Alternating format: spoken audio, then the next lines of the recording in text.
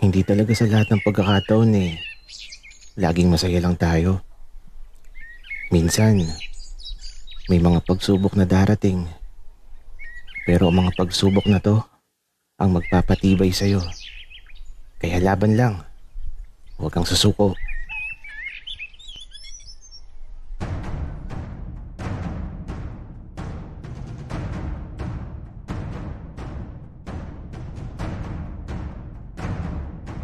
Kaibigan, huwag mong kalimutan mag-subscribe sa aming channel at huwag din kalimutan i-click ang notification bell at subscribe button. Subscribe na!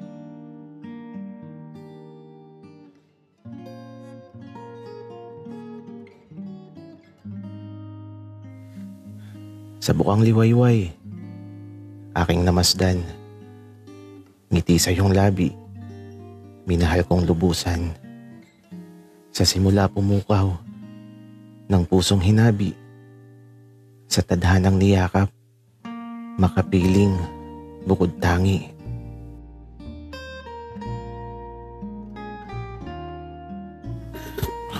Apollo, buti nagising ka na. Nag-alala ako sa iyo. Teka nga, Brandon. Ano bang nangyari? Nasan ba ako? Bakit ka umiiyak? Kasi naman, Apollo, akala ko hindi ka na magigising. Anong ibig mong sabihin, Brandon? Napaidlip lang naman ako. At saka, Kiray, ikaw din. Bakit andito ka? Naiyak ka din ba? Bestie, ikaw kasi, akala ko iniwan mo na ako. Sino ba namang hindi may iyak? Medyo naguguluhan din talaga ako sa nangyayari. Hanggang sa eto, pati si tatay at nanay, andito na din. At sa paglipas ng mga sandali, ipaniliwanag sa akin ni Brandon ang lahat. Tapos eto, nagsagawa na ng mga test at buti na lang at walang malubhang nangyari sa akin. Naaksidente pala ako dahil dun sa batang iniligtas ko. Buti na lang talaga at ligtas na yung bata. At buti na lang at nagising ako. Kasi ilang araw na pala akong natutulog. Pero pakiramdam ko talaga napaidlip lang ako. At eto, habang nasa ospital ako, inaalagaan lang ako ni Brandon. At kahit sa pag-uwi ko sa bahay, lagi lang kaming nasa papag. At dito lang kami palagi nakatambay. Oh, Apollo, yung bata, ayun na siya. Aba, oo nga teka lang, Brandon. Kukunin ko lang yung nilagang saging at kamote. Apollo, ako na. Dito ka na lang sa papag. Di ka pa masyadong magaling. Baka mamaya mabinat ka pa. Brandon, masyado ka namang nag-aalala. Pero sige. Kaya ito, siya na yung kumuha ng nilaga naming kamote at saging. At aba yung bata, tumatakbo sa pilapin. Hinahabol kasi siya ng baka. Kaya ito, nung makarating siya, hindi siya kaagad nakapagsalita at naupo muna dito sa papag.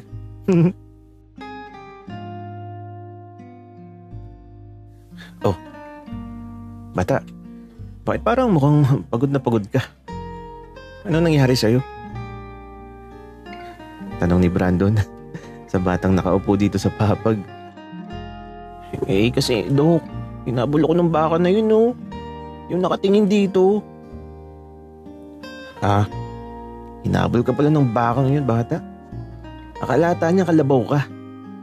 Bakit ba kasi ganyan ang itsura mo? Maligo ka araw-araw. Napakadami mong libag Pwede nang magtanim ng gabi dyan sa leg mo. Tsaka binata ka na. Tuli ka na kaya dapat malinis ka na sa katawan. Dok, Ang lamig eh. At saka sayang ang tubig. Dapat magtipid sa tubig kasi tag-init ngayon. Ay nako. Ikaw talagang bata ka. Oh, kumain ka ng saging at kamote. Salamat po, Doc Brandon. Tsaka, Kuya Apollo, magaling ka na ba? Sorry po sa nangyari. Pasensya na din po kung ngayon lang ako nakadalaw sa inyo. At saka, kasama ko po si Pinky. Okay lang ako, bata. Pero, bakit Pinky ang pangalan niyang pusa mo? Eh, kulay itim yan. Wala lang po, Kuya Apollo. Naisip ko lang para kakaiba. Natatawa na lang ako si Brandon dahil sa batang to. Bakit ba kasi Pinky yung pangalan ng alaga niya? Eh kulay black naman yun. Kaya naman, sa mga sandaling to, habang kumakain ng batang ito ng kamote at saging, eh hawak ko naman ng maliit na pusa na si Pinky. At may ibinulong sa akin si Brandon. Papaliguan daw niya tong si Boy Libag. Medyo malupa na kasi yung leg at kilikili niya. Kaya naman, naisipan ni Brandon na paliguan. Kaya ayun, matapos makakain yung bata, eh diretso ligo na. Wala nang nagawa si Boy Libag. Magagalit si Doc Brandon eh. At nang matapos makaligo, aba, medyo umayos yung itsura ng bata. Gwapo pala kapag bagong ligo.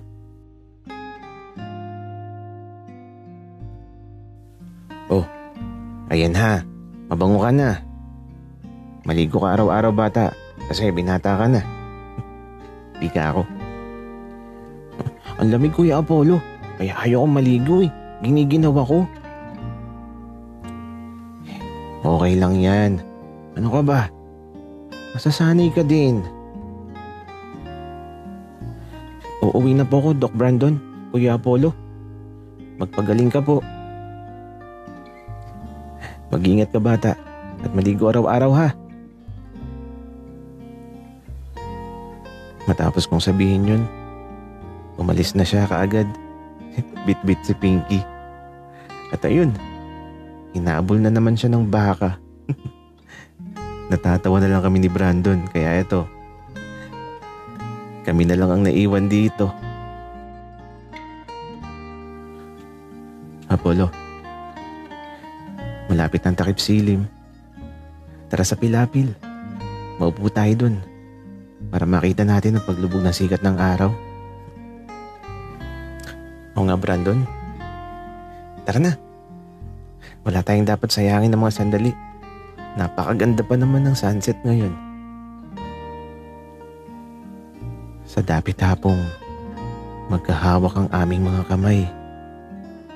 Naglalakad lang kami ngayon kung saan matatanaw mo ang paglubog ng sikat ng araw. Parang kailan lang madalas namin ginagawa ang mga ganitong bagay noong mga bata pa kami. Pero ngayon, mas masaya ang puso ko sa bawat dapit hapon na dumarating sa buhay ko. Sa bawat paghakbang sa pilapil na hinubog ng bawat panahon, ligayang dulot nito sa puso ko ay di kailanman maglalaho panghabang panahon. Apollo, dahan-dahan sa paglalakad. Brandon, huwag kang mag-alala. Hindi ako mahuhulog sa pilapil. Pero sa'yo, nahulog ako. Napangiti si Brandon dahil sa sinabi ko. Totoo naman yun eh. Nahulog ako. At siya ang sumalo sa puso ko.